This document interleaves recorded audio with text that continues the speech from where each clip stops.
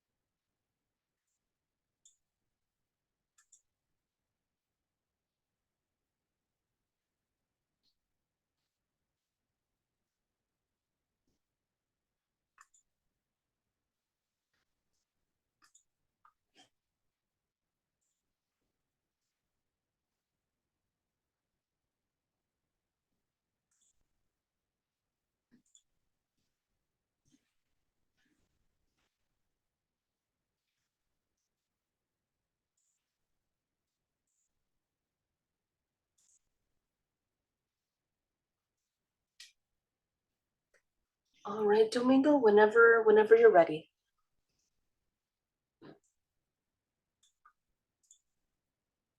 Oops, I think, Domingo, you're on mute. Of course. Thank you, Monique. Good evening, everybody. Buenas noches a todos. Thank you so much for joining the International Border Community Steering Committee meeting. Muchas gracias a todos por acompañarnos en la reunión del Comité Directivo de la Frontera Internacional. I'll provide instructions on how to access interpretation services tonight. I will do this in English and then I will repeat the instructions in Spanish. Voy a dar instrucciones para cómo acceder a los canales de interpretación. Lo voy a hacer primero en inglés y después en español. If you are joining us tonight via your tablet or your smartphone, if you can please locate the menu that's on the top of your screen. It's the 3 dots that you'll see on the right-hand side upper corner. You can click there and then select language interpretation. And then after that, you can select the language of your choice. If you're an English speaker, then you need to select English. If you are joining us through your computer, you can locate the interpretation icon, which is in the form of a globe at the bottom of your screen. You can click there and then select your language from there, English in this case, if you're an English speaker. I will now share these instructions in Spanish. Si nos está acompañando el día de hoy, conectándose con su tableta o su smartphone o teléfono inteligente, favor de localizar el menú en la parte superior derecha de la pantalla con forma de 3 puntos. Después de hacer clic ahí o de presionar ahí, puede elegir Language Interpretation o interpretación del lenguaje y enseguida elegir el lenguaje de su elección. En este caso sería Spanish o español.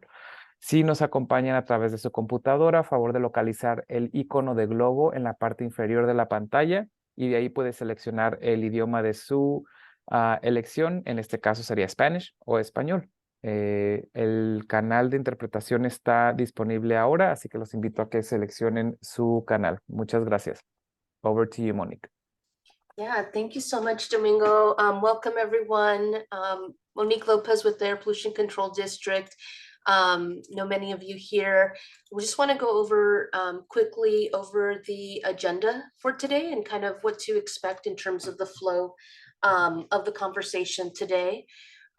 First, we'll actually be hearing a presentation and be engaging in a discussion regarding the Tijuana River, and we'll be hearing from folks from the Environmental Protection Agency and also the International Boundary and Water Commission in terms of what are the current efforts that are being done to address the issue of the Tijuana River.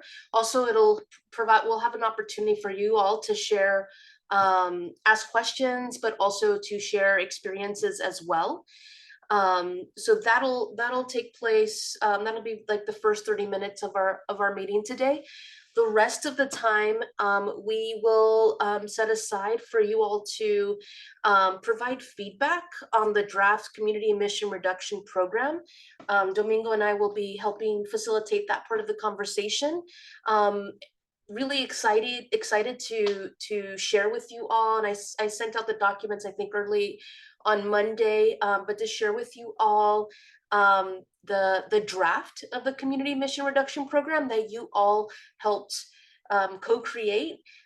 So we'll have some time today for you all to be able to provide some feedback on that today. But also I just want to emphasize that today's not the only day that you can provide feedback on that draft document. Everyone will have until about December 10th to be able to provide feedback. And we'll talk a bit more about how that feedback can be provided all the way up till December 10th, towards the end of the meeting. So with that, I'm going to go ahead and stop sharing my screen for a moment. I'd like to turn it over to Lily from the Environmental Protection Agency that is going to start us off with a presentation regarding what the EPA has been working on in terms of the Tijuana River. Thank you so much, Monique. I'm so glad to have a chance to meet all the local residents who are very concerned about your air quality. I applaud you for being part of this process to all work together to improve air quality. So I would love to introduce Morgan Rogers, who is the Area Operations Manager for the U.S. section of the International Boundary and Water Commission, because my agency, EPA, and his agency, we work very closely together to improve the conditions of sewage and other pollution that's coming from the Tijuana River, and also is going across the border into the United States. So I have been hearing the very, very strong frustration from the local residents about the odors and your concerns about air pollution and health effects, and Roger has as well. We understand this is a serious, serious problem, and we are working day and night, weekends, on water infrastructure improvements that will help reduce that problem. And so Morgan is going to talk about all the very hard work that he and the other people in his agency are doing to improve the conditions on the U.S. side. And then I will mention some work also on the Mexican side of the border. And together, these projects will reduce the pollution and therefore will reduce the odor that is so frustrating for people who live here. So with that, let me hand things over to Morgan. Lily, thank you for that introduction. Thank you very much. And Monique, I'm very happy to be here. Let me try to share my screen. Host disabled participation screen sharing. Can you turn that on, Monique? Yeah, for sure. Let me Okay. let me do that. Okay. All right, you should be able to share your screen now. Okay.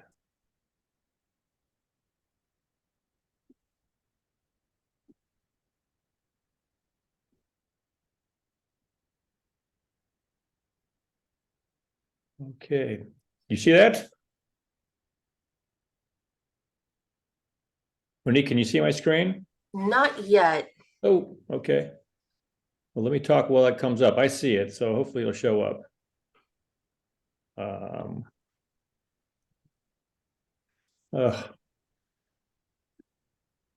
I'm not very tech savvy. I'm an old guy. Let me try this again.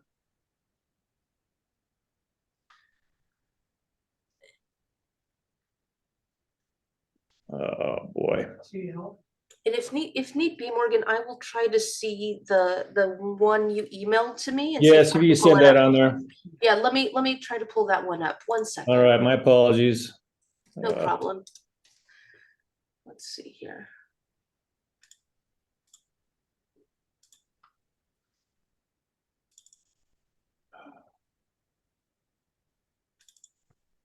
Well, let me, while Monique is bringing it up, let me just say that, yeah, my presentation, I want to give an update on the status of the South Bay International Wastewater Treatment Plant, which is down at the border. And it treats wastewater from Mexico. And I'll start off by talking about some of the problems we're having, and then we'll talk about what we're doing to make repairs and rehab the plant, and also give an update on the expansion project. So, Can you see my yeah. screen okay?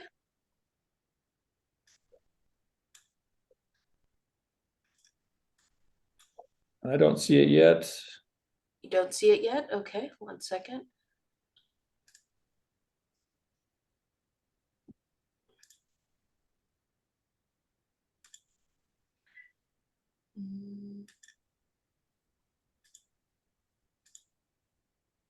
Do you see the screen okay now? It's up now. Okay. Great, okay.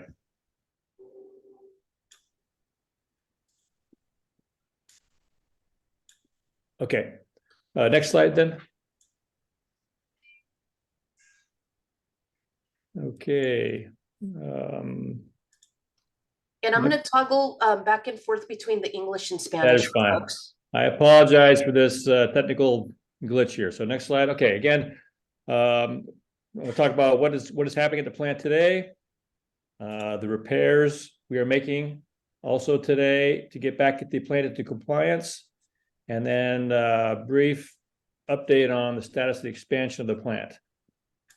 So next slide. So we are currently out of compliance with our permit with the Regional Water Quality Control Board. We are out of compliance primarily due to excess flows to the plant. Our plant is designed and permitted to treat 25 million gallons per day of wastewater. However, over the past year, primarily due to a pipeline rupture in Mexico, which dropped the capacity of the system by 25 million gallons per day. So that flow had to go somewhere. So that excess flow due to that ruptured pipeline has been going to the plant. And we were regularly seeing over the past year over 30 million gallons per day. And that's above our 25 million gallons per day permit and design limit. So over time, with those excess flows, you get excess trash, you get excess sediment. It's a lot of wear and tear in the plant. And then we recently had Tropical Storm Hilary, which just made things worse. We had flows into the plant of over 80 million gallons per day over about a 6 hour period. So the plant is really taking the beating over the past year with these excess flows. And again, the excess flows are due to this ruptured pipeline in Mexico.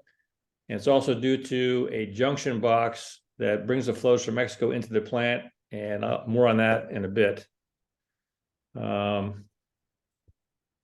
So we're making improvements on the plant today, and those are separate from the expansion. So this is work that we're doing today to bring the plant back into compliance. So one of the major projects we have here is junction box number 1. This is where 96% of the flows from Mexico enter the plant. Now this box is basically a concrete box with a pipe coming in and a pipe going out. Pipe going in is from Mexico, going out goes to the plant. And there are supposed to be 2 valves at each of these pipes. One just wore out over time, and the other one was stuck in a open position. So basically, with this junction box, we were unable to control the flows into the plant. So whatever flows Mexico sends us, they go through the plant and we treat those flows. So that's why we couldn't regulate the flows. We were accepting more than 25 million gallons per day for over the past year.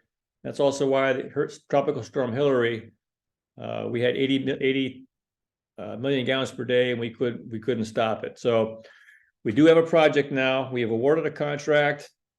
It's just under $6 million to replace that junction box. And we expect that to be completed sometime in early 2025. It's a big project.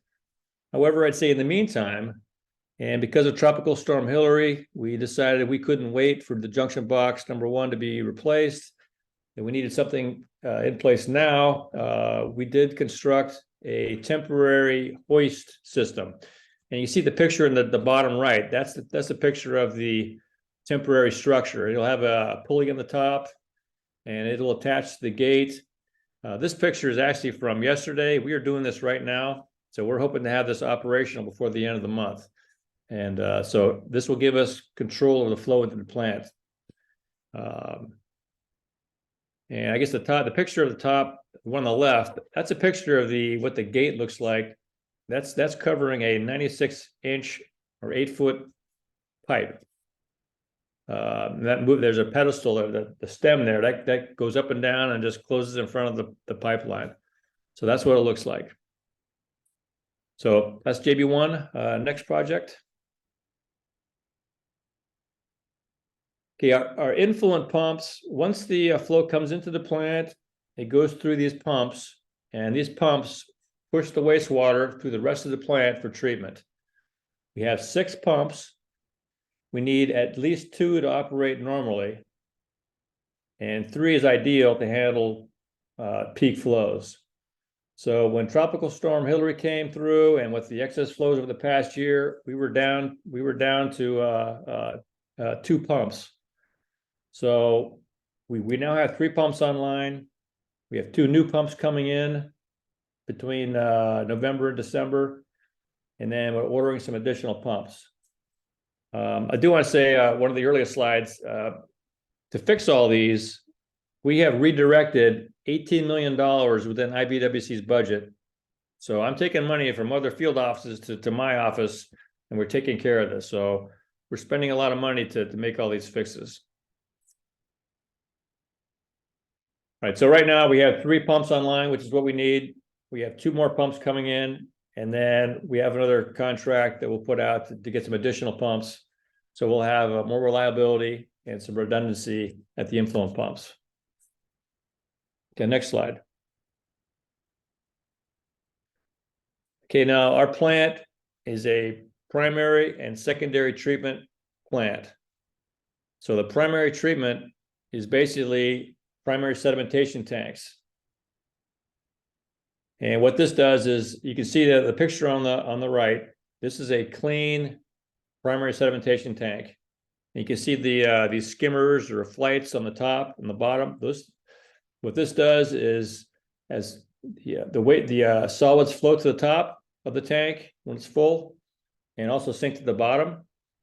And the treatment is these skimmers or flights skim the solids off the top, and they scrape it off the bottom, goes to the end of the tank, and then the solids get pumped to a storage tank. So that's how the solids are removed. That is how the primary treatment works. So we have 5 of these tanks. All are out of service. They're all out of service because of the excess flows. We just got overwhelmed with trash and debris. It got into the gears and chains and just broke the system. So all 5 are down. They do take flow through those. So we still have flow through them. We just aren't taking all the solids out. So we do have a contract already awarded. We are working to rehab primary sedimentation tank number 5. Once that one's done, we'll take down 1 and 2. And then once we have 3 online, we're on our way to compliance. We need 3 PSTs, these primary sedimentation tanks, to run the plant at 25 million gallons per day. So these are coming on. We're working on number 5. We estimate that we'll have 3 online and be in compliance with our permit by the summer of 2024.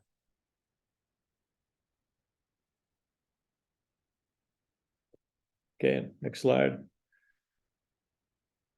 Okay, we have some canyons at the border where sometimes we get flow from Mexico. When it rains, we get flows down the canyons and they cross the border. And sometimes we have ruptured pipelines, such as wastewater lines, and they'll flow into the canyons and they'll cross the border. One of our goals is to contain and capture any transboundary flows of wastewater that comes across the border. So with these canyons, we have canyon collectors. And at 2 of these collectors, which is Goats Canyon and Smuggler's Gulch, we have these canyon collectors. So any flow that comes in is captured, and we send that to the plant. We send that to the plant, through our Hollister pump station. Now, when we had Tropical Storm Hillary, we had excessive flow, we had a lot of sediment. The sediment got into these pumps and they were all out of commission. And that meant that we couldn't divert the flows from these canyon collectors. So flow went right by the canyon collectors and ultimately into the Tijuana River and the Tijuana River estuary. So since then, we were able to, there are 4 pumps at the pump station. We rehabbed 1 pump, got it back online. We had a new pump and installed that. So we do have 2 pumps and the pump station is back online. We have a 3rd pump that is ready. It's brand new, ready to be installed. And we have a 4th pump and some additional pumps that we plan to order. So Hollister is back online and we're getting more pumps for additional reliability and redundancy of the pumps. Yeah, next slide. Okay, so we're moving forward with the expansion of our plant. We are expanding, we're doubling the capacity. We're going from 25 million gallons per day of treatment to 50 million gallons per day of treatment. We're gearing up for this. It was great news recently that the Biden administration put into an emergency appropriation $310 million for the plant. So we're hoping very much that passes.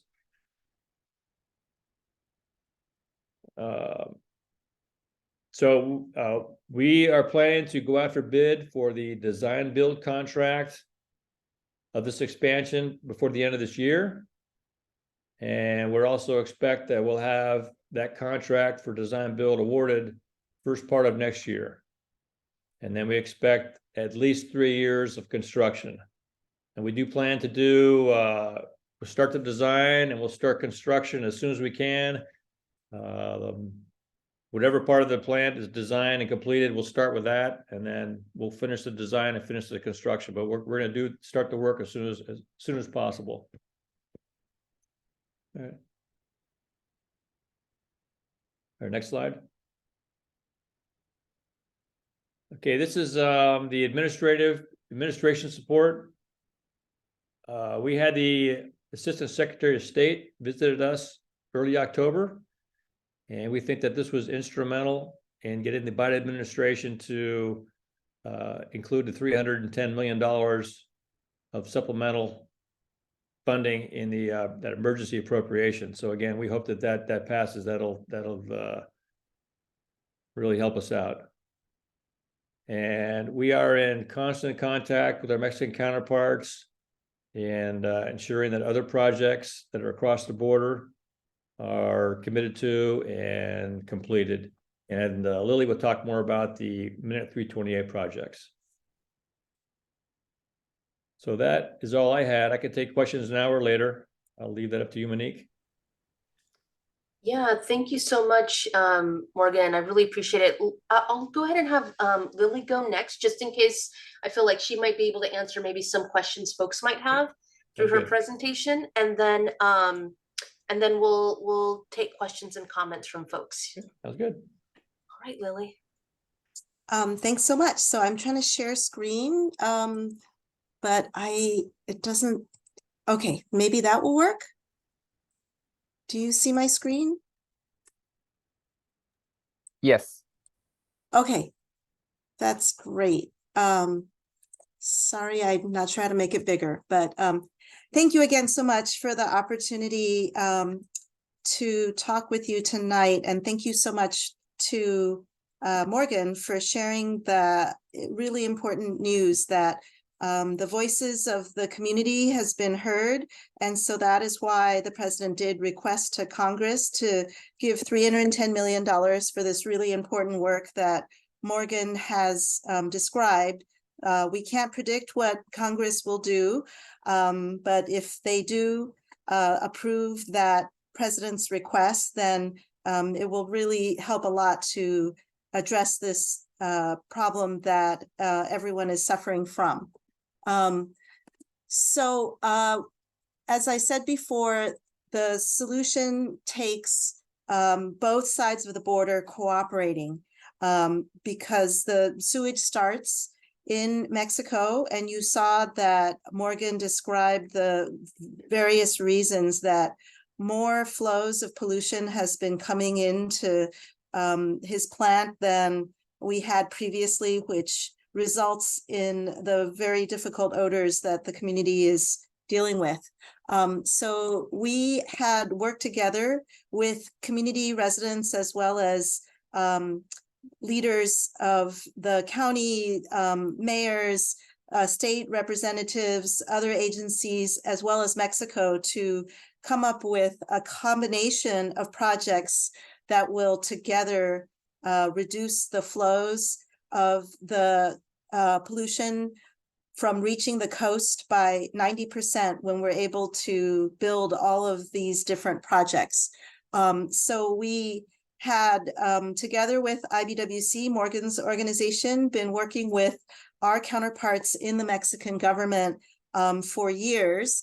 And together we agreed upon, and you see the signing ceremony here, this treaty annex and a statement of intent. So the statement of intent is the long-term full list of all the projects that we agree to work together to implement. And so the first parts of those are in a document called Minute 328, and that it's an annex to an existing treaty.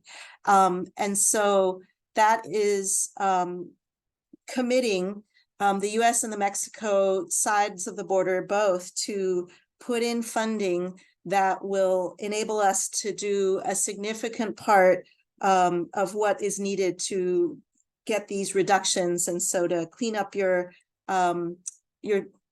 river so that your pollution will be decreased. So we signed this last year, and Morgan was there with us, and we already are seeing the results of those commitments. So within the first year of signing that, Mexico has secured $45 million already out of their 5-year commitment of $144 million. And you see here some photos of some of the projects that are already being constructed. So you heard Morgan talk about the line that broke, and so that line is being replaced, and we hope by this month that that will reduce some of the pollution that we're seeing in your neighborhoods.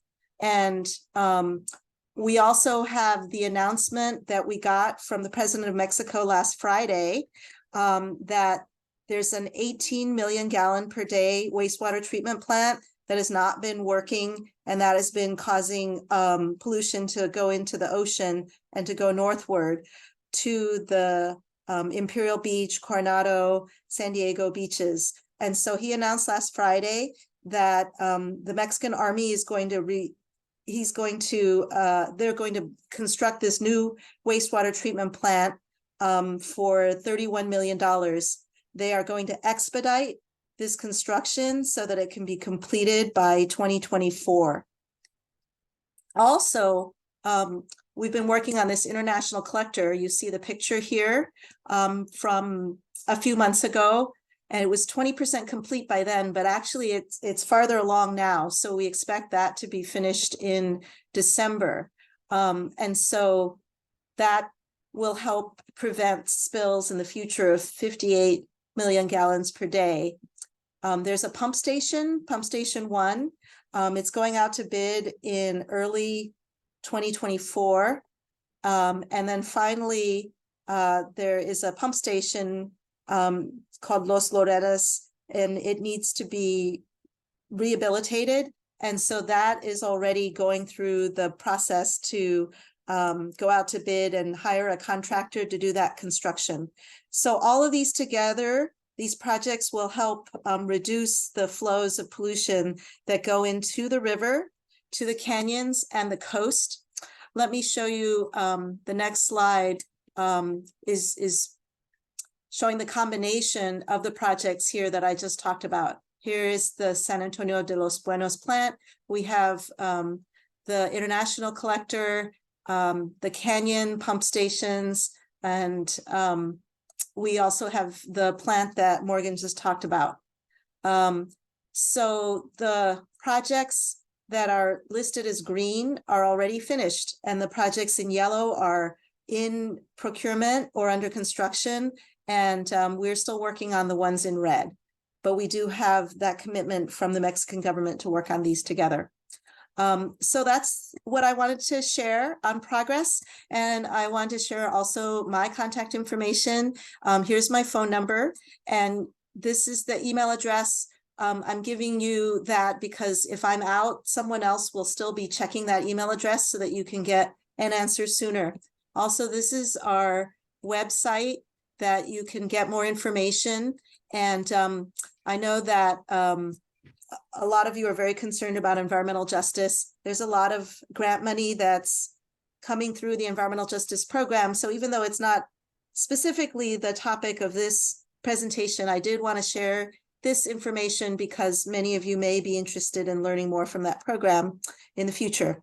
So that finishes off what I wanted to share, and I'm happy to take questions. Thank you so much, Lily. I'm gonna go ahead and maybe Lily, if you could stop sharing the screen. So you could see folks if they have questions. I wanted to open up to folks to see if there's any questions or comments that folks would like to share with both Lily and Morgan. And really, it's my sincere hope that you all become really well acquainted with Lily and Morgan, that we have them here, on a periodic basis to give updates on each one of these projects, and also to hear if there's specific times when there's different flare-ups, so that they're aware of those things as well. So I'd love to hear from folks.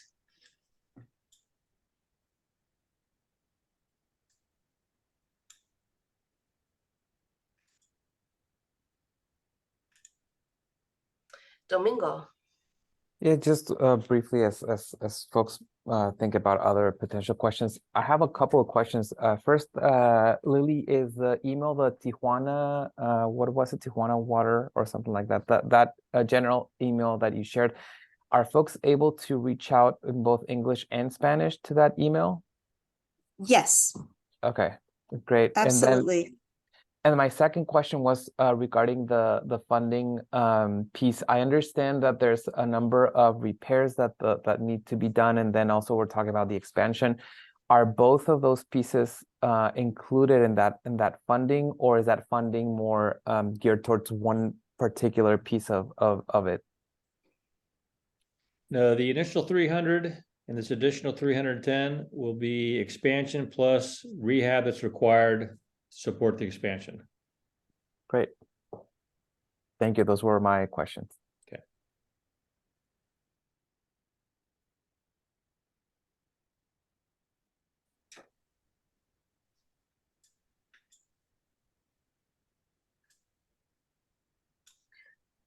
Love to hear from others. Yeah, Jenny. Hi, thank you for that presentation. I put my camera on, I'm freezing, sorry. I just had a question about the flows. I guess you mentioned coming with rainfall from down Los Lares Canyon and some of the canyons. Mm-hmm. So was the solution for that, were those pump stations on the Mexican side that you mentioned? I got mixed up when you mentioned like the pump stations over there, like where? Yeah. Who was in charge of those, and what the timeline was on that, if you wouldn't mind clarifying, because it might be another wet winter. And I was curious about that. There are pump stations in the Mexican side as well as the US side. The Hollister pump station, which I spoke about, is part of our treatment plant. So that's in the US. Mm-hmm. I know Lily mentioned the pump stations that they're working on, like PB1 and at Los Torales. Those are in Mexico. Okay. And are those currently functional? I'd say yes, they're being upgraded. There's one of the Los Torales. There's two. Los Torales number 1 is not, and that's the project that Lily mentioned that there is a contract out for that right now. So that's being fixed. Thank you. Thank you. I was getting mixed up with the where everything was located. Thank you very much. Okay.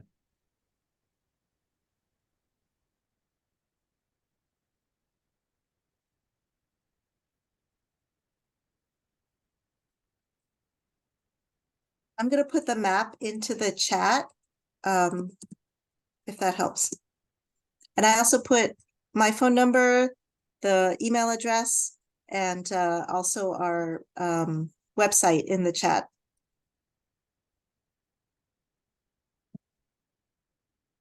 Jenny, did you have a follow-up question?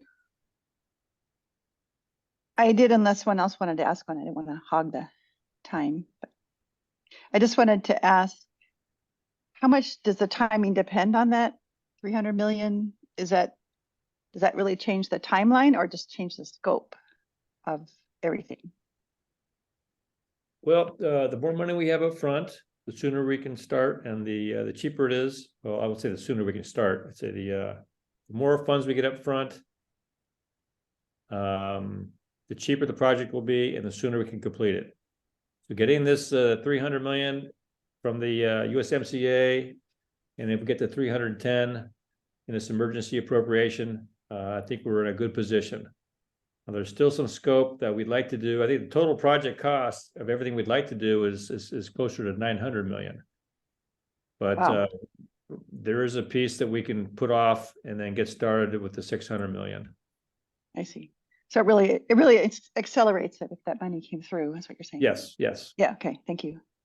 Yeah, if the extra 310 million doesn't come through, then we are going to need to do some of the later parts of the project in smaller chunks as we get smaller amounts of money. But then every time we add another phase to it that's only a smaller part of the whole, then everything has to crank up, going out to bid, and then it has to create delay through that. And the longer we wait on going out to start contracting or procuring materials, the more inflation is going to make the overall cost of the project higher, and labor costs will get higher. So it really is much more efficient to have more money up front. So you avoid these delays and you avoid these increases in costs. And most important for people who live here, the sooner you'll get reduction in pollution and improved air quality. And Thank you. just maybe to everyone's benefit, could you talk a little bit about you said it was like a $300 million emergency appropriation. Can you talk a little bit about kind of the political process to make it a for sure thing that you all have that money in hand? And can you share a little bit more about that political process and what that potential timeline is? Do you have that, Lizzie, Lily? Well, I'm reading the newspapers just like everybody else is. So we have seen that it's hard to predict what Congress will do. So what the president can do is it can ask Congress. And so on October 25th, the White House sent over to Congress this request for $310 million because he heard all of your voices here in this community. And then it's up to Congress to vote on the supplemental budget. And you've probably been reading in the news about supplemental budgets, possibly for Israel, possibly for Ukraine, possibly for the Maui fires and other disasters. And so this is part of some versions of that package, depending on who you talk to, because some members of Congress have some subsets of all of this list that they want to fund. So we will have to see what happens. I don't know, Morgan, do you want to add anything more to that? The only thing I'd add is we get our money from Congress. We can't get money from other federal agencies or state agencies. We have to rely on Congress to appropriate us to the funds. So we're reliant on Congress. Yeah, thanks for sharing a little bit about that political process, because it also shows, you know, that even though the Biden administration has requested that emergency appropriation, doesn't necessarily mean that it's money in hand, and also doesn't necessarily mean that community members should kind of stop raising this issue, right? And you know, as an opportunity for folks to connect directly with members of Congress to continue to support this. Maritza, I saw you come off Yes, Off mute. Yeah, go for it. thank you. Thank you for the presentation. This, I think, well, for me, and I think probably for more other people, give us a excellent idea of what is going on right now. And with that, with this update, is what exactly it's out, and give us a little bit of hope, moral hopes on a solution for this big problem. But now about that question about the money and everything, this is, I know it's a big political thing, and it's a big came for the Congress and everything, and a lot of people, or a lot of agencies or government things involved. But and this one specifically is not only United States, it's with Mexico. How I know it's an agreement, or I don't know, but with both countries. But if we cannot make sure that Congress of us going to give us the money, how we can make sure that the part of Mexico is going to do it, and because probably we can do a lot, and I'm thank you for all of that you're doing, and all the community and all the parts of that the people have been doing for this, but we need both sides of the border to get the work, to get it really done, resolve this, and how we can, or how you, or how the getting ensure that those gonna be happen, those things going to be happen. A very good question. So we were able to get this agreement because we had a combination of Morgan's agency and my own agency, our management all the way to the top. We've been meeting with our counterparts in Mexico. We still continue to meet once a month. And then Morgan's commissioner, Maria Elena Giner, and then my regional administrator, Martha Guzman, they flew to Mexico City in August together with Ambassador Ken Salazar to meet with the highest officials in Mexico City, including the Treasury, which is very important, Hacienda. And so by explaining the importance, that we believe has led to the announcement last Friday by the president to commit to this important project, and to ask the Army to do it. So we saw the Army was asked to construct the international collector, and it went really quickly. And so we know that they have that capability. So we are hoping they can also implement that very quickly in the San Antonio de los Buenos wastewater treatment plant. But we don't want to hold off on continuing to have these important meetings. My staff person, Doug Leiden, some of you may know him, he lived in San Diego, but he moved to Mexico City for almost a year, and he's in the embassy, and he's meeting every day in Mexico City with these national leaders in CONAGUA and the Secretariat for Foreign Affairs, and all those national agencies, to remind everyone of how important this is, to make sure that one part of the organization knows what the other one is doing, so that we don't get a break in communication. So I cannot say exactly the next steps, but so far we feel really grateful to see the progress that's there. And we have also done participated in community meetings in Mexico. So for example, last summer, Governor Avila did host a meeting in Baja California, the state of Baja California, and 200 people attended to talk about all these projects and how important they are.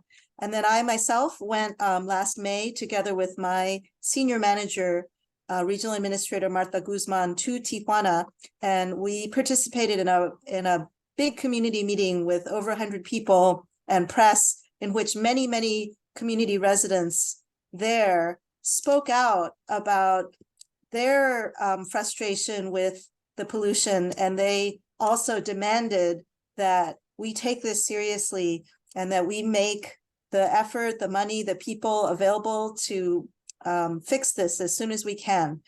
So we are hearing that strong pressure on both sides of the border. Thank you. Thank you, Lily Morgan. I just want to see if there's one more question or comment before we move on to the next item on the agenda.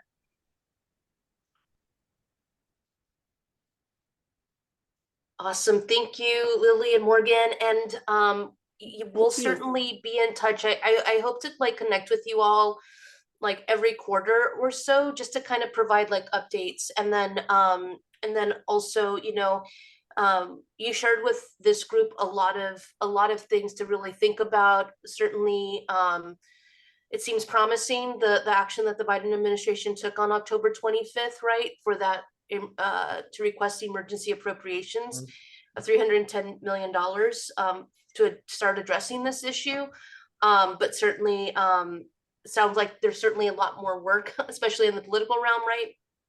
It needs to be done to make sure that funding is available for you all to use to start working on these major infrastructure projects. So thank you both, and we welcome you to this space anytime, and we'll certainly have more periodic check-ins as this is one of the main priority areas for this community. Okay. Thank you. Okay, thank you. All right. All right.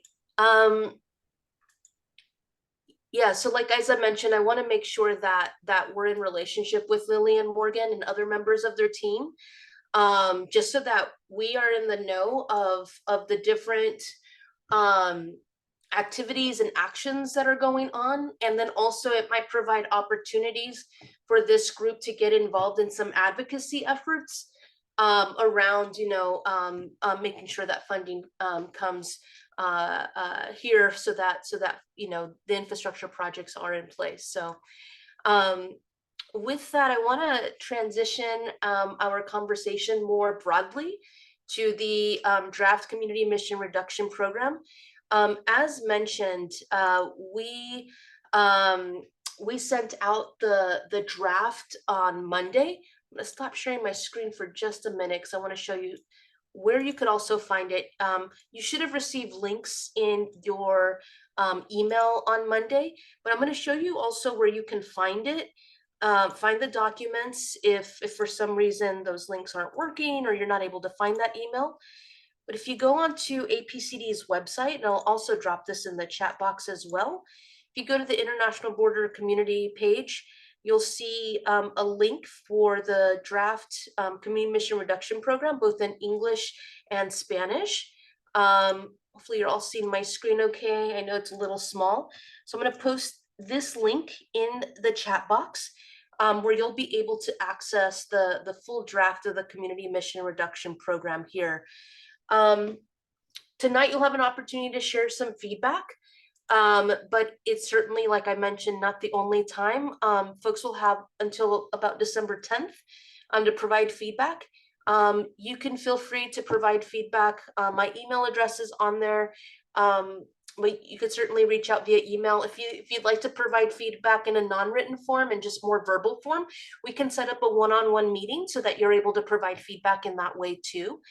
So happy to accommodate folks on however is the best way to provide feedback on the draft community emission reduction program. So then I'm going to go back to my slide deck here.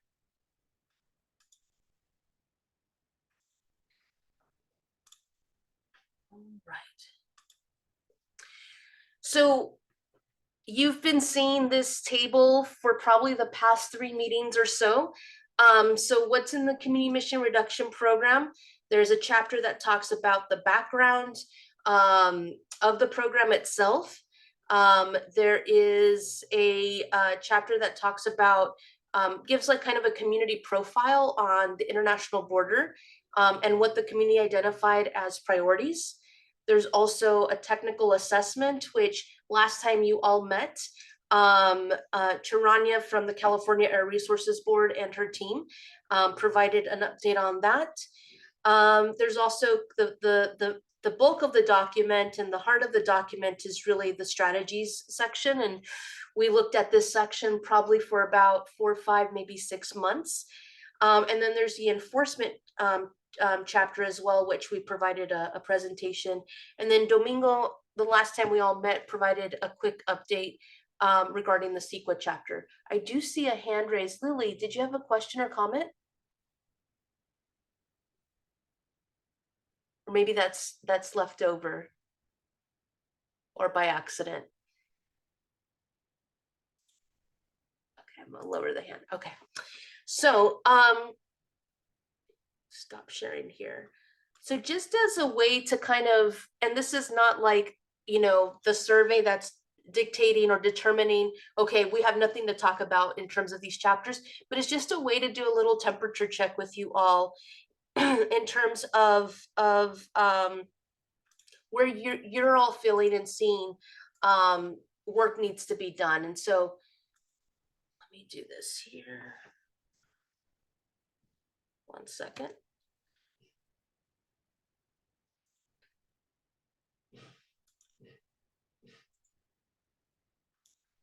Okay. Can you all see my screen okay? Yes. Okay, awesome. All right. So if you have a phone, or if you have even on your computer, I want you to type in this right here, menti.com. Let me see if I can also put in the chat box.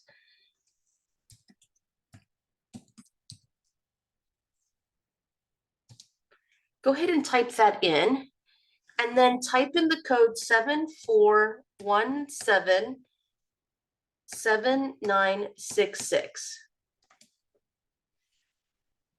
So just take a moment to type in the website and then that code either on your phone by using your like a smartphone, or using a tablet or a computer.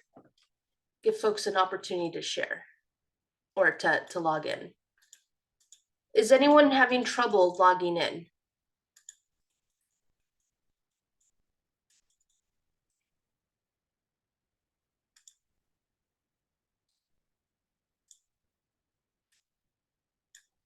Okay.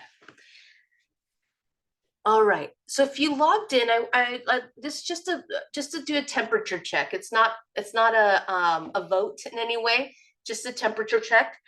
So you can choose if you feel the chapter reflects what you feel that the International Border Community Steering Committee, so the IBCSC, you all shared. If you feel it reflects what you all shared. Again, we've been reviewing these chapters for the past 6 months, piece by piece. But this is just to do a quick temperature check. Go ahead and cast your votes if you're able to.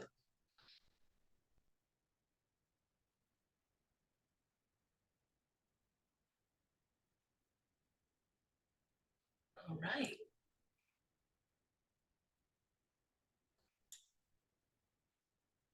Awesome. Okay. So, and if you haven't cast, you can still cast because it'll move it in real time. So feel free to cast that. Yeah, so this is a good temperature check. I think for the most part, right? Most people were in this general area that voted in terms of feeling that the background reflects what this committee shared. In terms of the profile, it looks pretty strongly agree. The technical assessment strongly agree. The strategy section as well strongly agree. The enforcement program, it looks like there's still more work there that needs to be done. So love to hear from folks in terms of we can focus in on the enforcement program element in terms of where maybe more work needs to be done. Happy to hear from folks in terms of the enforcement.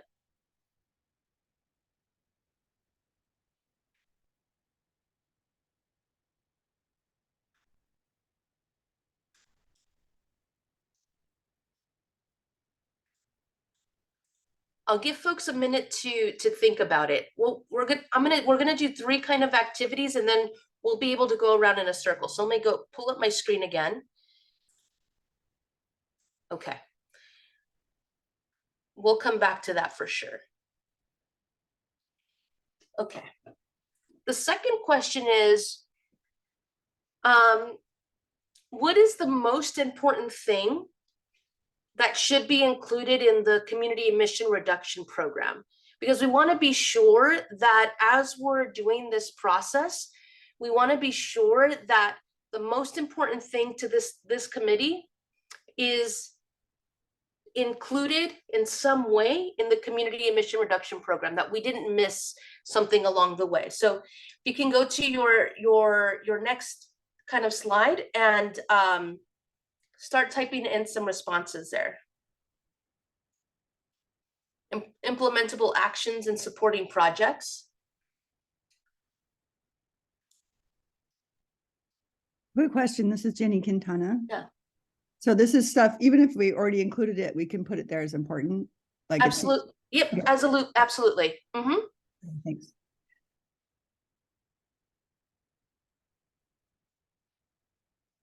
Yeah. Any other items that are important? That we need to make sure is important. Even if you agree with that one there, you can add the same thing as well.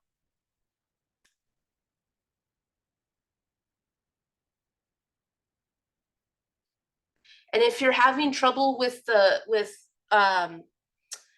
this feature, you could also write it in the chat box as well.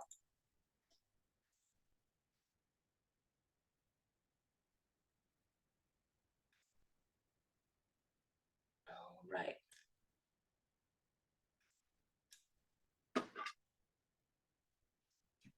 The second one I'm seeing here, focus on traffic and community, focus on border idling traffic southbound as well as northbound measure, pollutants from burning activities in Mexico. Making sure that that's a focus there. Yeah, absolutely.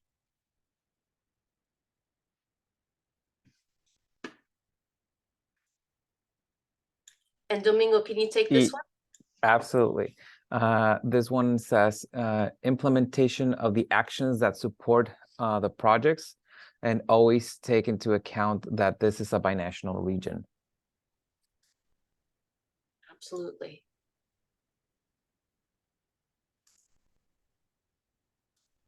Any other items that would be absolutely important to ensure are included in the SERP? Enforcement of laws that exist. Mm-hmm.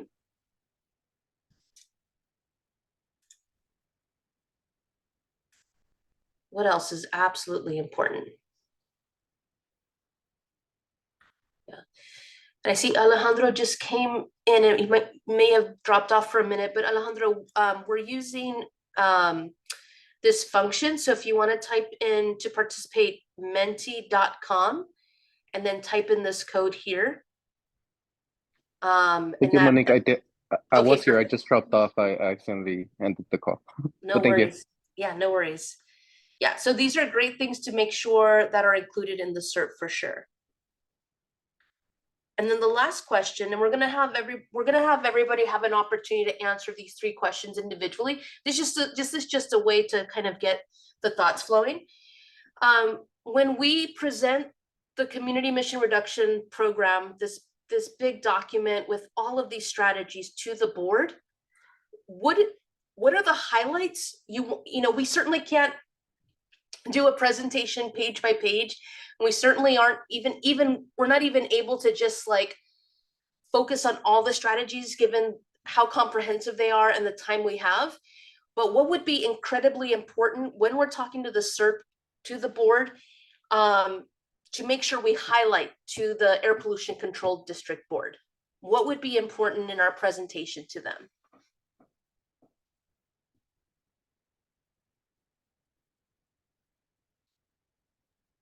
Sorry, Monique, this is the San Diego board or the state? Yeah. let's say both, the San Diego board and then also the California Air Resources Board. Knowing that we're not able to kind of touch on everything in the SERP, but what would be the most critical things we should touch on with them?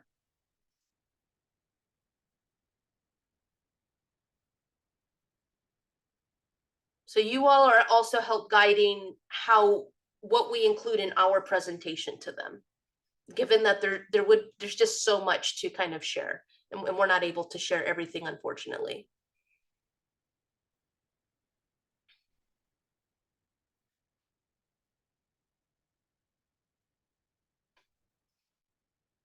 So measurement or metrics, right? What are those things that need to be accomplished? Issue with traffic, for sure. So really elevating that, both I think passenger vehicle and heavy duty vehicles being two of the key components.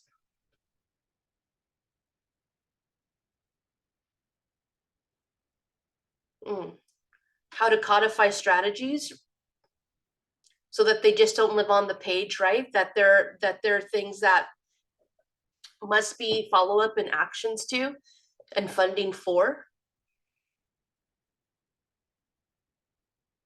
Any other things that would be incredibly important to communicate to the board or both boards?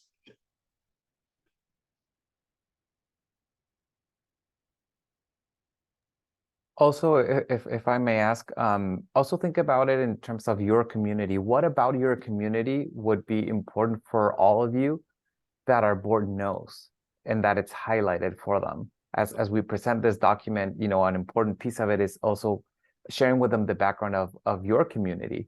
And so what about your community you would also like to see highlighted in our presentation to the board? Mm-hmm.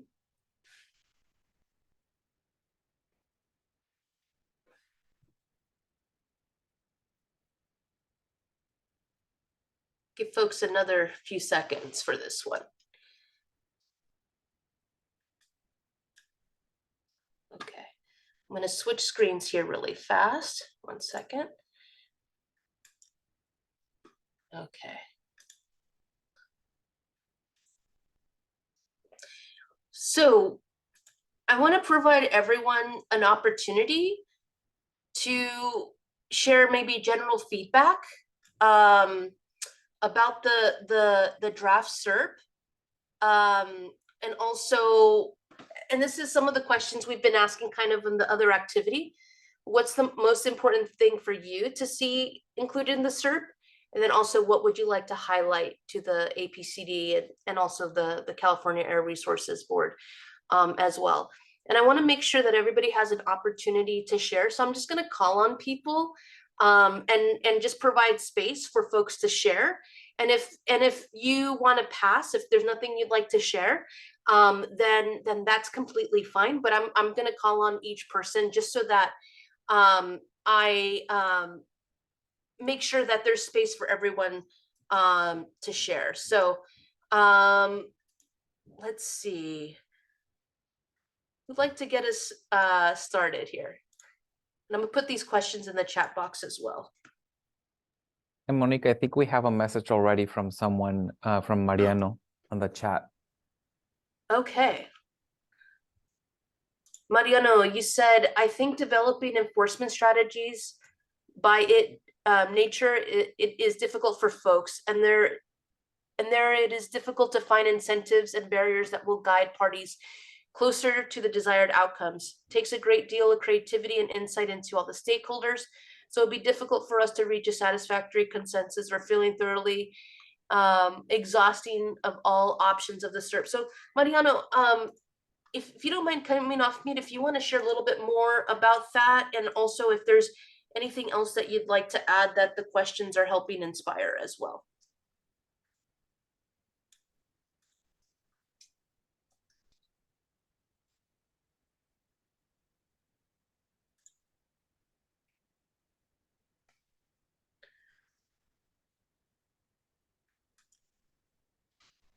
Mariano?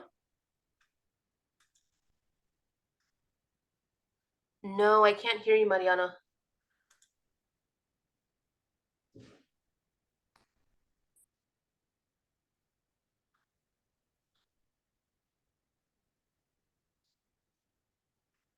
Yeah, we're still not able to hear you. Sure, I'll definitely let someone else go. So I'm just gonna go, I'm gonna be looking at my list of folks here. So it's in alphabetical order, so I'll just kind of go down the list. We'll start with Alejandro.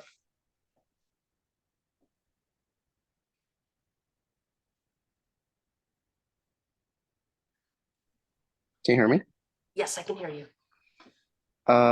Yeah, so full disclosure, I just came back from vacation, so I haven't had the chance to look at the final draft of the SERP. But I think some of the things that I was writing on the platform was specifically the codifying strategies, because I think that that's what, I don't know if that's what Mariana was alluding to with it's hard to implement or enforce some of these strategies. Is they're more of like a broad idea of what to do. So I think creating policies that align with the plan is definitely one of the priorities. For the uniqueness, I mean, the last question about something to highlight, I was thinking of the uniqueness of the binational nature of San Isidro. I know we've seen SERPs around the state that also deal with border towns, but I think, you know, Calexico and Mexicali are very different from San Isidro and Tijuana, right? So I think highlighting that is definitely important to me. Absolutely, absolutely. Thanks so much for sharing, Alejandro. Let's go to Diane.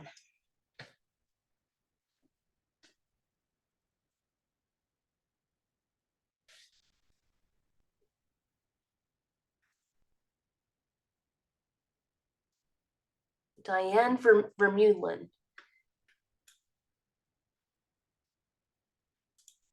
If you're speaking, Diane, you're on mute. Yeah.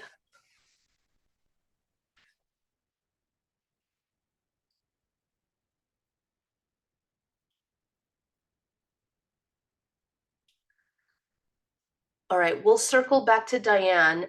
Let's go to Irma. Irma. Sí, aquí estoy. Yo pienso que pues hacer cumplir las estrategias que tenían con lo del río Tijuana y las aguas, los olores, porque ahorita todavía están, pues yo que vivo aquí pegado a San Isidro, están bien fuertes. Y ahorita está lloviendo y no entiendo por qué haya tanto olor. Entonces,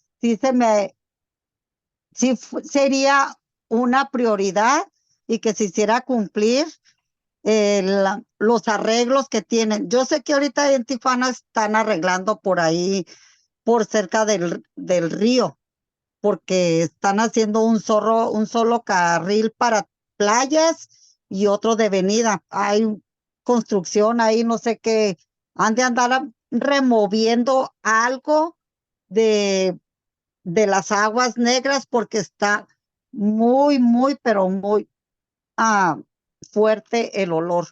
Y las que vivimos aquí, pues no me dejan mentir. Pero sí eso se me figura que es lo más importante y que tiene más prioridad para la salud de todos, tanto en México como los de acá de Estados Unidos. Gracias. Yeah, thank you so much, Irma, for sharing that. Definitely want to uplift that and like the urgency behind that issue. Like it's good that there's plans and that there's movement towards funding, but it's still a ways off, honestly, right? In terms of being able to address all those things. Let's go to Janet.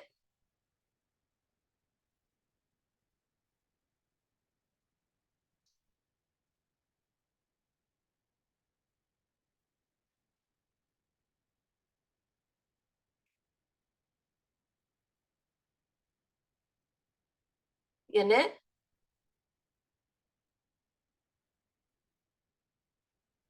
All right, we can come back towards the end. What about Jenny?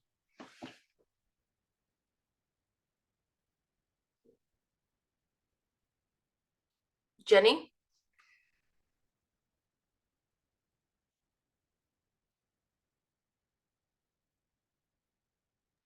If you're speaking, Jenny, you're on mute.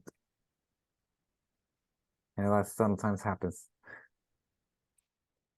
All right, she may have walked away from the computer for a while. Let's go to Jose.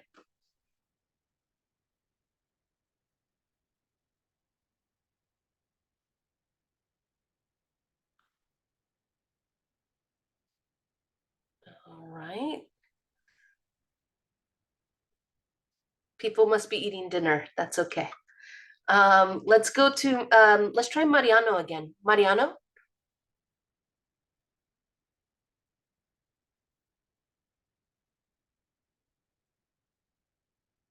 Yeah, we're still not able to hear you, Mariano.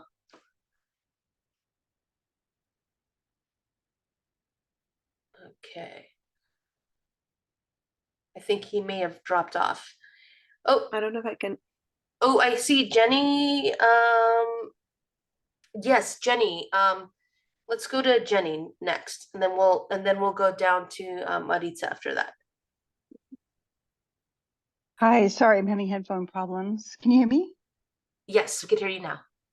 Okay, great, thanks. I think to me, the more important things is how unique, as Alejandra alluded to, are the air pollution issues affecting San Isidro and the border community. So the unique aspects are the Tijuana River, as Irma said, and also the heavy duty trucks.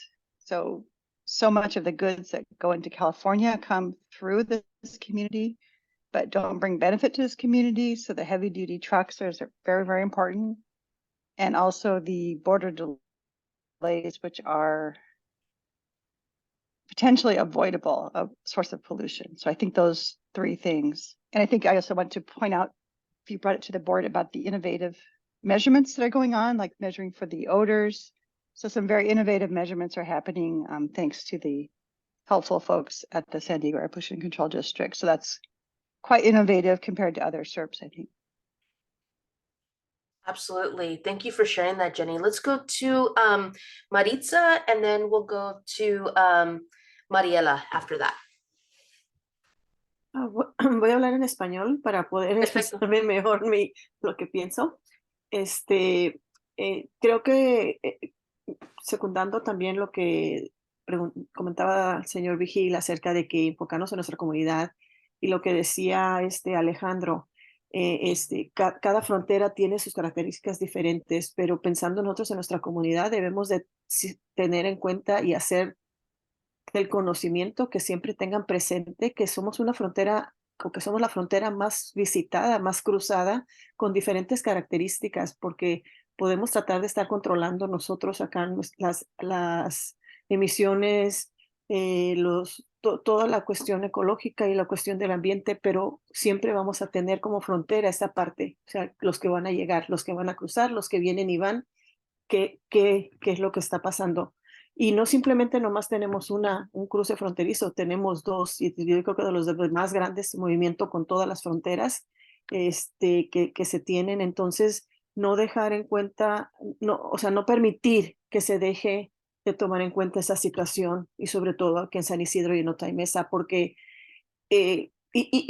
porque podemos estar trabajando y trabajando, pero el tener siempre considerar que se va a tener siempre que estar monitoreando, que estar tomando métricamente medidas, que cómo está aumentando o bajando, creo que es algo importante o relevante de que entiendan que no somos como si habláramos de algo más al interior, a lo mejor del país, o sea, ellos solucionarían su espacio y ya, ¿verdad? Sino que somos una comunidad, que tenemos mucha comunidad o mucho visitante flotante, que eso nos va a impactar siempre con lo que nosotros estemos trabajando. Thank you so much, Maritza. That's really important what you shared. Thank you for sharing that. Let's go to Mariela.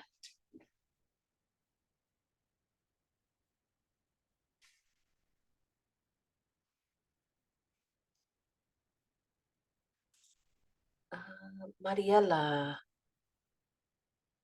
Okay, I'll give my time to somebody else. Thank you. okay. Let's go to, just kind of looking here. Let's go to Stan next. Hey, Monique. Unfortunately, I haven't had time to read it either. I was on a long vacation and then just work, so I'll have to pass on this one. No worries, no worries. Anything you want to like offer up in general in terms of what's really, what would be really important to ensure, even without having been able to kind of read the latest draft, but what would be really important to ensure is a part of it?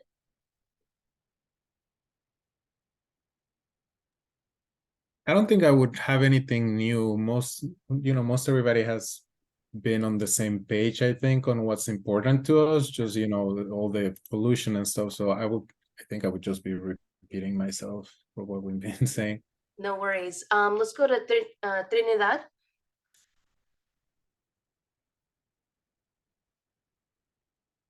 Sí, buenas tardes a todos. Sí, igual como los compañeros hablan de la contaminación del aire, también de lo que está contaminada el agua y todo eso a mí me preocupa muchísimo porque hace un tiempo estuvo muy contaminada el agua que no podíamos tomarla y eso me preocupa porque no sé si yo uso filtro en mi refrigerador, pero yo no sé, no estoy segura de que sea confiable estar usando ese filtro porque a la medida que nos pusieron la situación parecía que era bastante muy peligroso, ¿verdad? Entonces, y sí, eso me interesa mucho y sí me ha dado gusto saber que ya están trabajando en ello pero también sí me preocupa si estamos tomando agua buena, ¿verdad? Porque sí es muy importante saber eso para nuestra salud, ¿verdad? Muchas gracias. Yeah, thanks for sharing that. Liliana, I see your hand up.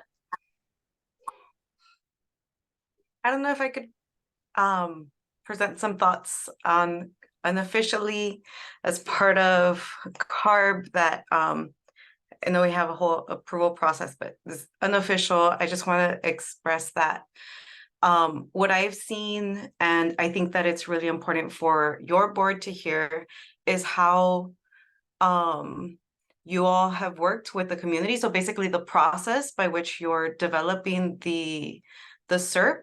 It's been a really long process, but you've worked really hard to really understand what community needs are and how you can make actionable strategies to address those needs. So I just really want to lift that up. I know that a lot of the things that have been shared are obviously very valid concerns about like air quality, but I just want to say that the process by which you all are developing this is fantastic and really appreciate that.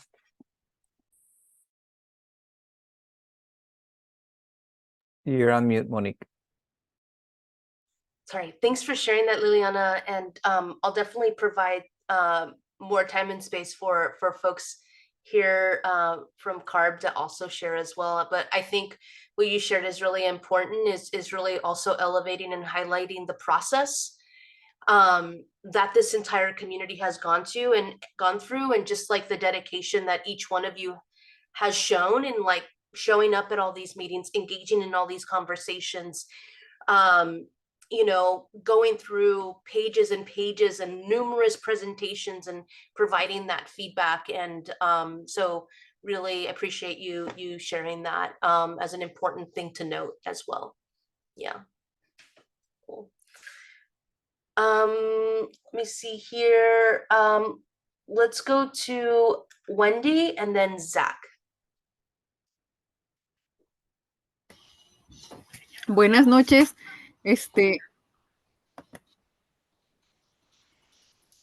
A mí me gustó muchísimo esta presentación y sobre todo me dio muchísimo gusto que se esté trabajando en conjunto con México, escuchar todo eso que nos mencionó, nos mencionaron, me da mucho gusto porque no nada más afecta la contaminación de este lado, sino que también afecta del otro lado. Muchos de nosotros también vamos para allá, vamos para Tijuana y toda esa contaminación de las aguas negras, todo eso que nos causan muchas enfermedades, sobre todo a nosotros los que vivimos aquí en San Isidro, también también con mis compañeras estoy de acuerdo de que somos la ciudad, las fronteras más visitadas del mundo, donde vienen muchas personas de todos lados y darle la bienvenida a las personas con tanta contaminación, con tantos malos olores, es así como que en verdad esto es San Isidro, en verdad esto es California, en verdad estas son las fronteras que tenemos que no les ponemos atención y sobre todo porque afecta muchísimo a la salud de todos nosotros, de nuestros hijos y si empezamos a trabajar desde ahorita en todo esto, pues vamos a tener, nuestros hijos tendrán un mejor futuro porque así como empezamos a trabajar con nuestros pensamientos y nuestras estrategias, podemos empezar a irles cambiando a ellos, también que se preocupen por el medio ambiente y otra de las cosas también que me gustaría mucho que se tomaran en cuenta sería como la naturaleza y sobre todo los animalitos, porque tenemos tanta contaminación y con tantos edificios y con tanta cosa, le estamos quitando, nosotros mismos nos estamos afectando a nosotros mismos, porque nada más estamos pensando no en todo, pues en todo el medio ambiente, que todo eso es parte de nuestra comunidad y de nuestro beneficio. Gracias. Thank you so much, Wendy. Yeah, thank you for sharing that. Yeah, so really, really uplifting that the impact is beyond just impacting people, but it's impacting all living things, including animals, and really highlighting then the benefits will actually benefit not just us, but benefit all living things as well. I want to see if Zach from Sandag wants to share anything in terms of what would be key to highlight to the board, any general feedback as well. Yeah, thanks, Monique. Similar to Liliana, I guess I'm here, representing a public agency, but if I were to offer like just personal thoughts and views, I'm really kind of in support of everything that was shared today. Kind of reflects and aligns with what I've long seen as a lack of space for community voice to really speak up.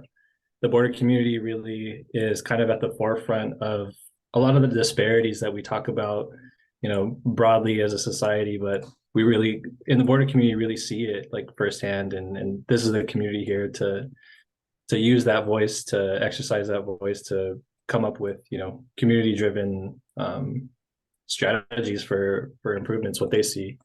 I really liked what Jenny had to say in terms of, we talk a lot about the benefits of international trade and like this awesome kind of economic situation we have as a border region and, both countries at large, but the disbenefits of a lot of that commerce really land home in the border region. So just to maybe highlight something for the board would be that. Yeah, thanks for sharing that, Zach. I see Alejandro, your hand is up. Yeah, again, I haven't read it. I haven't got the chance to read the final draft, but I'm not sure if it's in there. But I would also love to see, doesn't have to be a huge section, but I would love to see, and I understand that Zach can't do that, can speak for Sandag itself, but maybe already putting or painting a picture of how aligned agencies and stakeholders that would help implement the SERP are with the SERP, if that makes sense. I got lost in the middle of my sentence, but kind of creating a key of the stakeholders that are already aligning and how much they support this existing SERP that was created with community. That's a really good point. A great idea just to more specifically call that out. Especially with strategies around passenger vehicles and heavy duty vehicles, there is a lot of alignment with SANDAG, with Caltrans, EPA as well. So yeah, appreciate that. Yeah, and I think it'd be a good idea to also those if let's say CBP or whoever is in charge of or TSA, whoever it is, I mean not TSA, GSA, whoever's in charge of the border crossing, if they're also being more just conservative on how they are approaching the SERP or how receptive they're being to a SERP. I think it would also be important to highlight that where the bigger effort would be needed to line those agencies up. Absolutely. And I think you're hitting on something in terms of like, I think where we see, and this is kind of probably doesn't need to be said, but I think where we see the greatest alignment is where we've seen the greatest number or the greatest involvement of those agency partners, right? Because we're really having them included, and where the alignment maybe is a little bit more unknown is with agency partners that haven't necessarily been at the table as much, and we are, as you know, as an agency, you know, trying to do our best to kind of reach out to those agencies to make sure that as much as possible there could be alignment and find the gaps, right, of where that alignment doesn't maybe exist, and where we all kind of have to do that hard work in moving folks and having strategies that are also achievable as well. So yeah, it's a good point. Right. Thank you. Yeah, Domingo, were you going to add to that? I saw you come out of the. Okay. No, I just see Diane's hand up. Cool. Diane.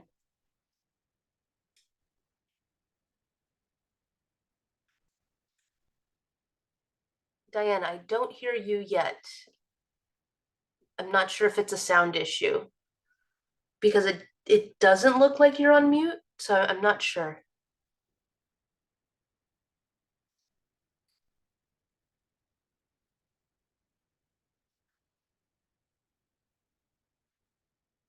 Diane?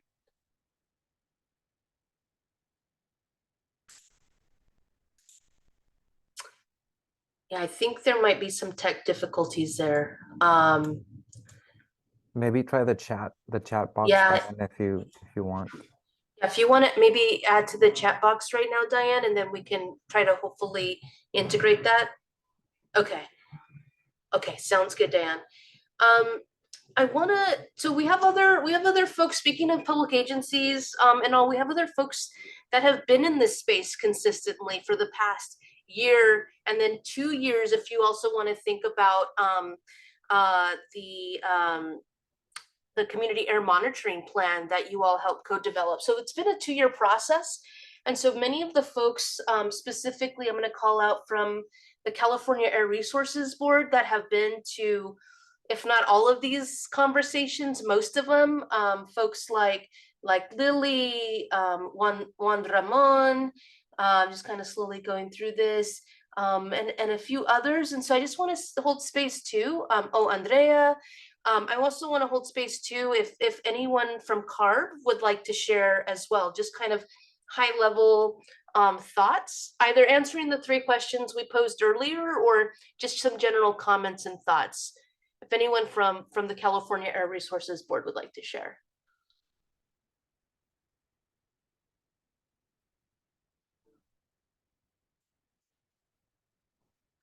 We have Juan Ramon, Lily, Andrea.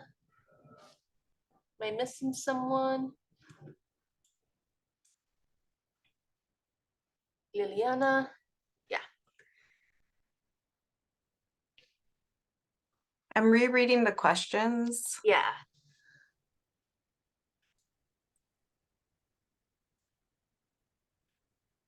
So I answered what I think the San Diego APCT board should know earlier, but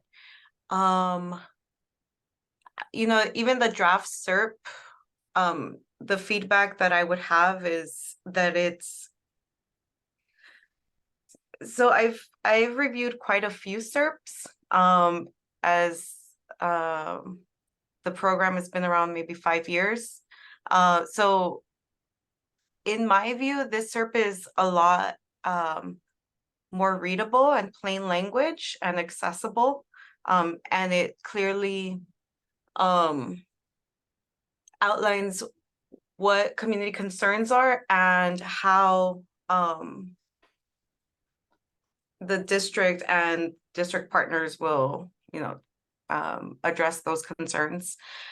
And even if there aren't, I heard concerns about communities understanding how to all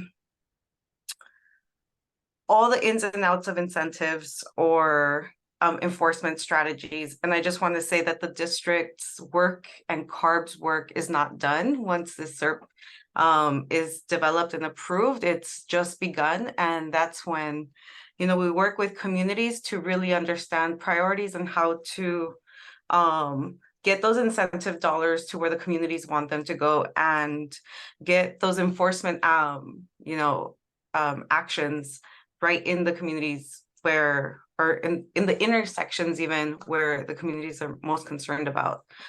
So I just kind of want to highlight that for some CSC members that would be a little worried about not knowing all the details. And that SERPs are meant to be living documents where the community and the districts and the partners are all learning together how and pivoting throughout the 5-year implementation process. Yeah, thanks for sharing that, Liliana. Yeah, all multiple truths, right, to like really kind of keep in mind as we're continuing to navigate this process.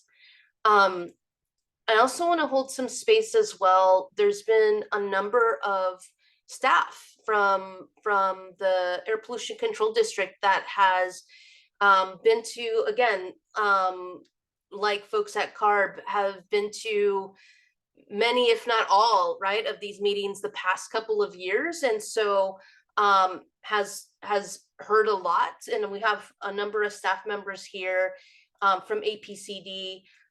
David, I think I saw Kevin as well earlier, Kathy, Christine, Rebecca, Sophie, Domingo. I'm trying to see if I've missed anyone, Domingo. Is there anybody else that I may have missed?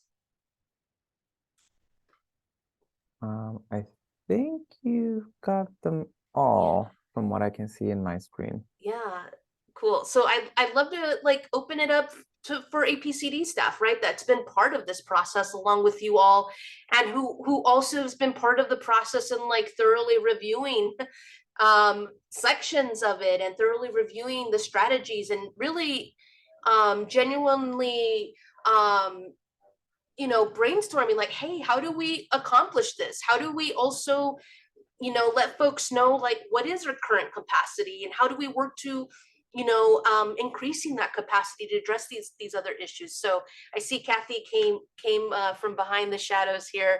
Kathy.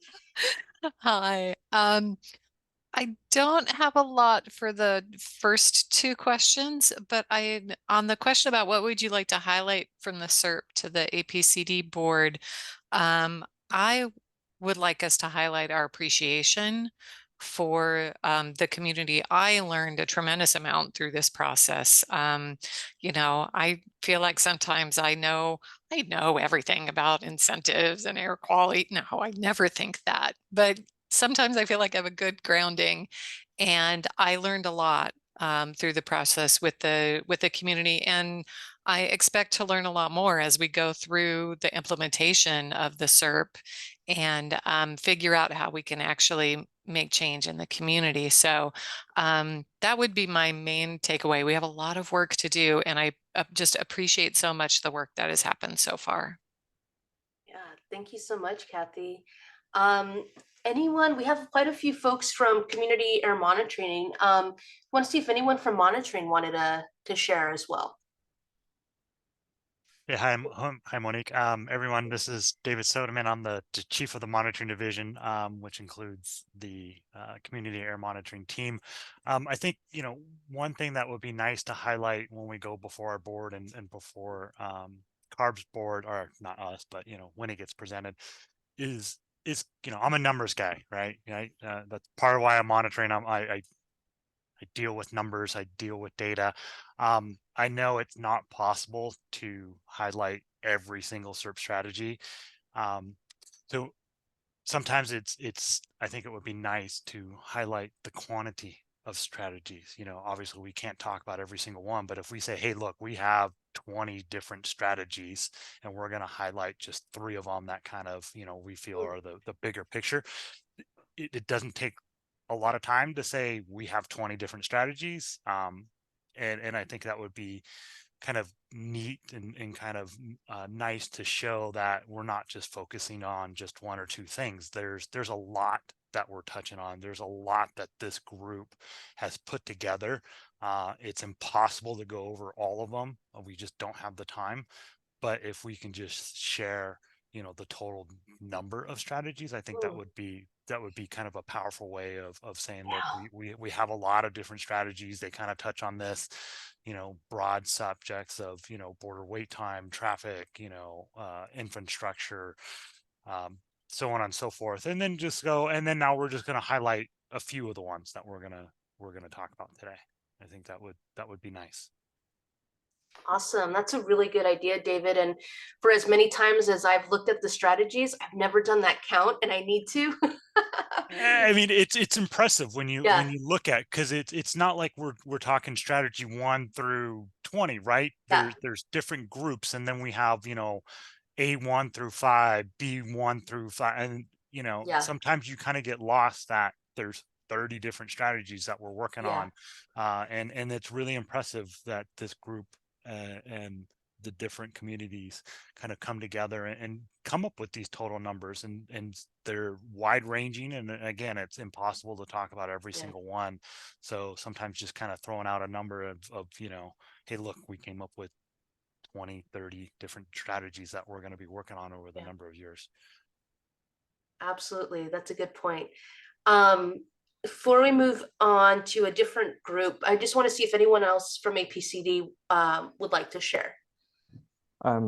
If I may just share briefly, one thing that I really value a lot about this whole process, and that I think it's also important to highlight for our board, is the relationship that we've built with the community, because it's really given us an opportunity to learn a lot more about you know, the day-to-day, the impacts that the community has, you know, been suffering from air quality, and also the community has gotten to know us a little bit better. And I think that's going to be one of the more valuable things moving forward, because as it has been said, you know, this is just the beginning. We just developed this huge document, but this relationship with the community will be very important and fundamental in helping us implement all of the different strategies and continue the dialogue as we move forward with, you know, making progress in improving air quality. So for me, highlighting the value of that relationship will be very important. Awesome. Absolutely agree, Domingo. Alejandro. Yeah, I think it'd be great to highlight. It just came to mind too, the great work that I've personally done. No, I'm just kidding. No, I think highlighting the Portside community SERP, we definitely did get like we started running instead of first crawling. Yeah. And I think we owe a lot to the Portside SERP for being developed, you know, maybe 4 years ago. Yeah. And I think that's where I was getting at with codifying policies, because I think we can learn a lot from other communities. Yes, San Isidro has its uniqueness, and that's why we have, like David said, like 30 strategies with A through G or something like that. But I think overall the region could really benefit from looking into the Portside SERP and the San Isidro SERP, and understanding that for regional basis we can definitely start approaching it in a more, I don't want to say codified matter, because I've used that word too much, but in a more standard way. Right. Per se. Yeah, absolutely. Absolutely. So yeah, a lot of gratitude to the folks in the Portside communities who laid a lot of the groundwork for this. And we certainly gleaned a lot of ideas, right, from Portside, and we also gleaned a lot of ideas too from other SERPs throughout the state as well. which was really helpful in that with the help of Liliana and her team at CARB.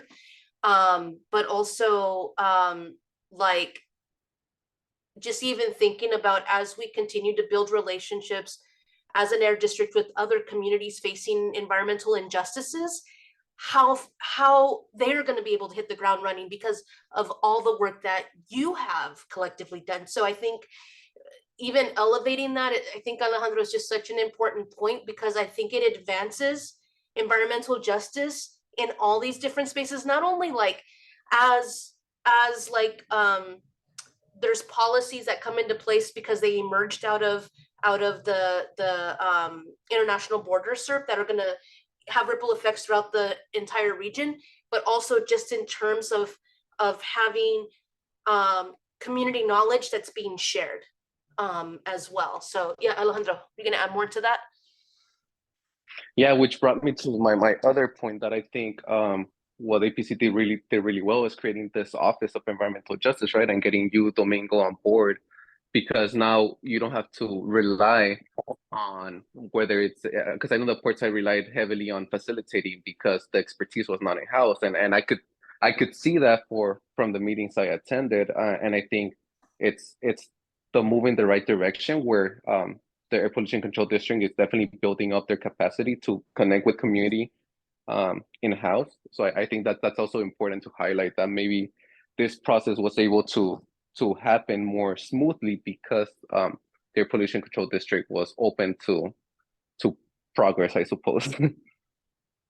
Yeah, absolutely. And the Office of EJ was actually a strategy that was included in the Portside SERP. So that's where that idea emerged. And so it's really seen that the, agency, the Air Pollution Control District, is responding right in terms of like and taking direction, in terms of what's in these SERPs as well. So yeah, thanks for sharing that, Alejandro.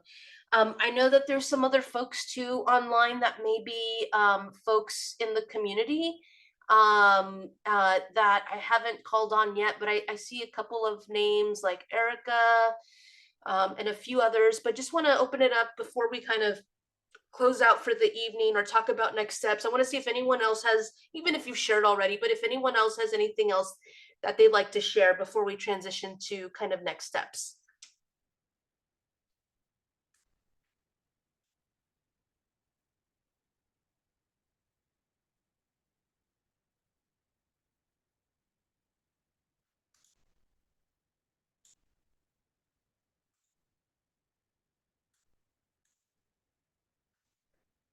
All right. Again, you have time to review the document and provide feedback. Just want to kind of give a quick update in terms of like looking ahead where we're at and where we're headed as well. So today we started to kind of start that conversation around reviewing the draft SERP. So that's happening today. Folks there's like about a 30-day period that's open for public comment, not only from this group here, but also from other folks in the community who maybe weren't part of the process, but also would like to provide feedback as well. So by December 10th, we hope to close public comment and be able to integrate all of that feedback with you all. We typically don't host community meetings in December, given the holiday. But given kind of the timeline that we're working under, we were hoping to convene a meeting. I think when we last talked, we talked about potentially on December 13th, but we're gonna, since the comment period ends on December 10th, we're gonna need a little bit of time to integrate all of that feedback into the final draft. And so we want to give us a few days to do that, but wanted to see if folks would be available to meet on December 20th to potentially take up a vote on approving the SERP. If we need more time, we certainly can do that, but I just wanted to hold the space there.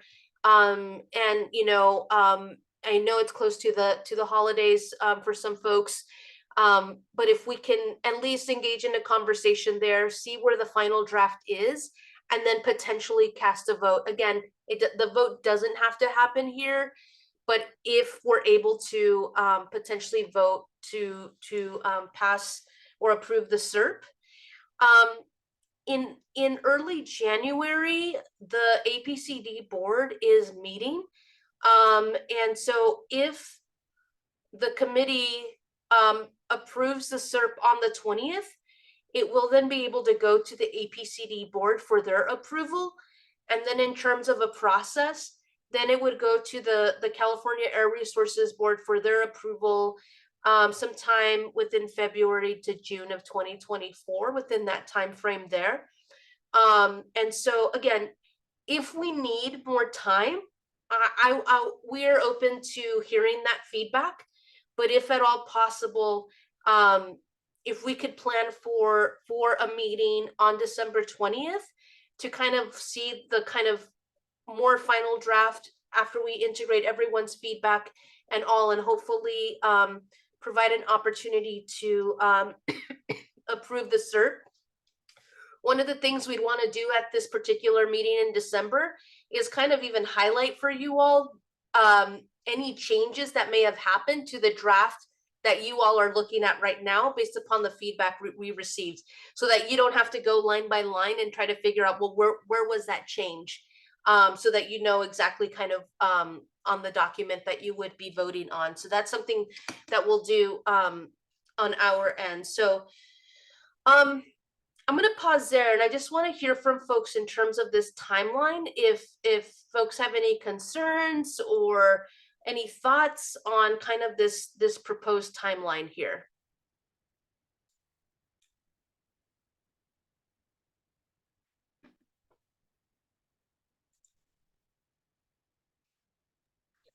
Hi, Monique. This is Alejandro. I think the meeting in December, I'm on board with that, and I think it'd be a good idea. I think the vote might have to be postponed to January, just because I know from personal experience, turnout is not great during those dates. Yeah. Yeah. As an alternative, what we could do too, and this is me thinking out loud, but I would love Domingo to chime in too. So the meeting in January with the Air Pollution Control District is in early January. Is it like January 10th or something like that, Domingo? Just want to double check. It's on January 11th. January 11th. So there could be a possibility that we could, if we know that turnout might be really low, maybe even like changing our January meeting to like early January to cast that vote. So kind of after the holidays. But again, I'm talking out loud, thinking out loud, haven't run it by anybody. So Domingo, can you think out loud with me and what that would mean? The challenge with that is that we would need to prepare and docket an agenda item for our board well in advance of the 11th. So we would need to know the vote from the CSC, you know, that it's approved by the CSC really early on, and then we run into the same issue of, you know, potentially low attendance because it's so close to the new year. I'm really hoping that we can make the meeting on the 20th, and that will keep us on track. Unfortunately, our board won't meet again after January until March, and so that's you know, that's quite some time in between meetings. And I know that for CARB's purposes, we need to submit our you know, the approved SERP in February. And so Jenny's asking how many people are needed for the 20th. So quorum would be what, about 13 or 14 people? Yeah. Monique, Yeah, 13 or 14. I don't remember. I think maybe 14. Right. And so we might be able to do it. The other thing is to I wonder if we could send out maybe a presentation in advance, like a pre-recorded presentation in advance, so that folks can see it, and then the meeting on the 20th, just to make it easier for folks, can be a shorter meeting where everybody had already, you know, seen the video, the recorded presentation. And then on the 20th, we just meet for maybe half an hour to just, you know, answer any questions and maybe take a vote, make a, you know, take a motion from the CSC and have a vote. Yeah. We don't want to crash anyone's posada, so, you know. Right? or maybe we might, depending on when you're eating. Right, exactly. But I'm also looking at the chat, and I see that Irma, for example, is already confirming her attendance for the 20th. You know, that's good. But yeah, I think any other thoughts from folks about your availability for a meeting on December 20th? And again, we could maybe focus, Monique, on making it shorter just so that it's easier for folks. Absolutely.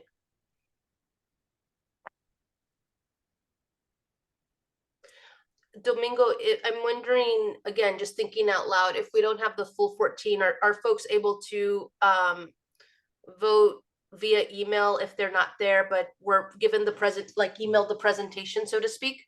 If we can have the presentation distributed in advance, I think that could also work. Perhaps again, doing a pre-recorded presentation, folks can watch the recording and then also send the actual slides, and then potentially request an email vote.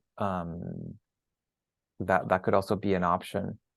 We could go back and take a look at our at the CSC charter to see if we have any specific processes identified there, but that could potentially be an option as well. Yeah. And I think maybe, and then maybe Liliana can speak a little bit about this, but if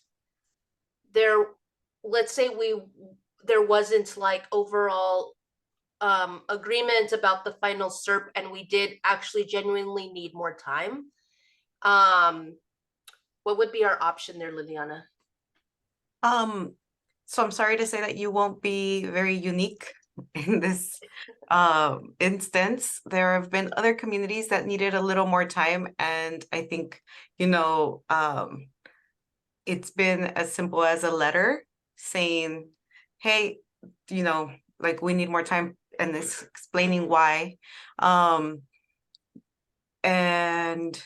I'm not going to say it's inconsequential because I'm not a lawyer, but I think that there's been precedent set already. And of course, you can consult your legal team too. But seeing as the community and you're really trying to get this done in time, and the community is not able to vote on the 20th, and your board is not meeting in February, I think that's plenty of reasoning. So yeah, thanks for that, Liliana. So why don't we plan on meeting on the 20th? We'll have that pre-recorded presentation. If the changes aren't incredibly substantial, or if there aren't any things that there's like a hard no on or something like that, I assume that folks that are there on the 20th will vote. Folks who weren't there will follow up via email and make sure that they vote as well. If we're at a place where we definitely need more discussion about to come to consensus, then what we'll do is we'll pursue that pathway with CARB in having the committee like draft a letter to CARB asking for a little bit more time because there's one or two things that need greater consensus, so that we don't feel like we have to approve it. Like if there's something we really need to work out a little bit more. But yeah, Liliana?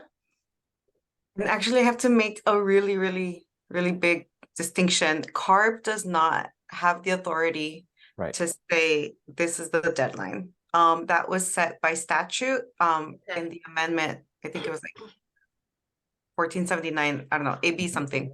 And so it's not CARB, but when you send us a letter, we are saying we support this. It's basically, from my understanding, and just having gone through this with the port side where they also needed additional time, it's more of a decision of the CSC to basically be late in submitting their their SERP.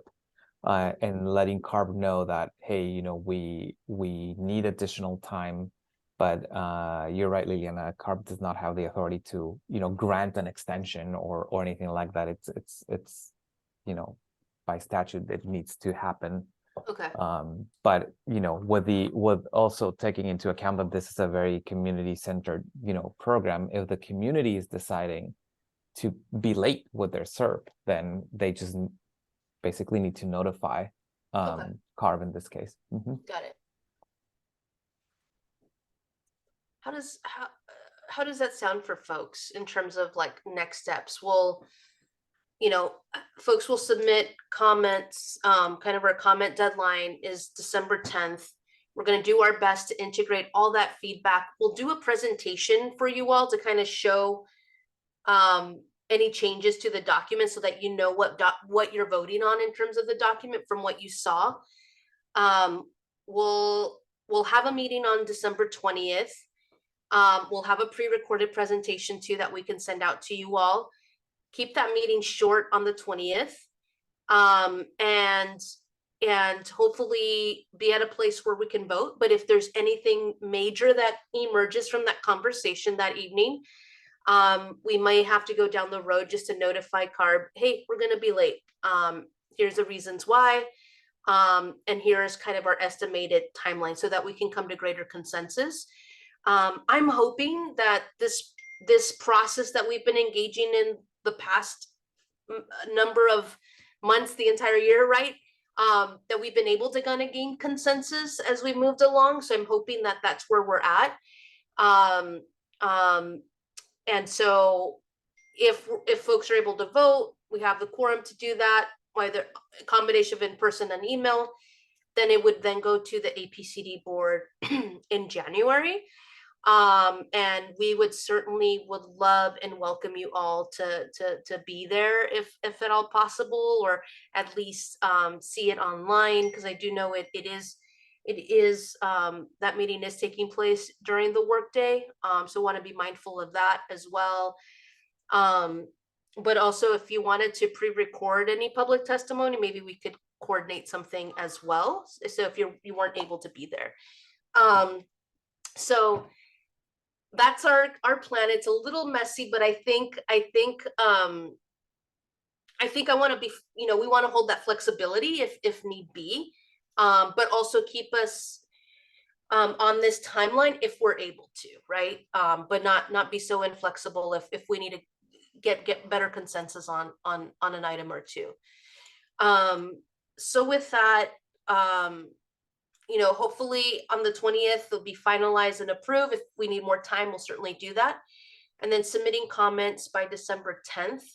I just wanted to share, like, if your preference is to not submit a written comment and it's easier for you to kind of share more verbally, like, hey, there's this one part, our phone lines are always open to connect. So just I'm gonna put my email. You should all know my email by now, so you get a lot of emails from me, but in the chat box, you can send me an email and say, hey, can we coordinate a meeting, right? To have a one-on-one conversation about this. Absolutely. So I want to make myself available to you all to do that.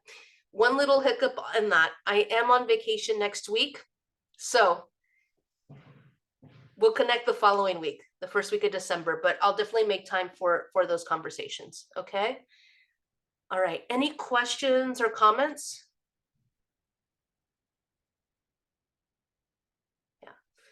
And also Domingo's here, I think, next week. And so I'm sure he'll also make himself available, I'm sure.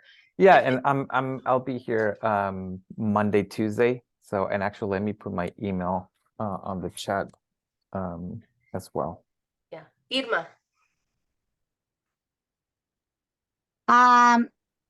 Sí, o sea que ya este año no vamos a tener la junta presencial en casa familiar.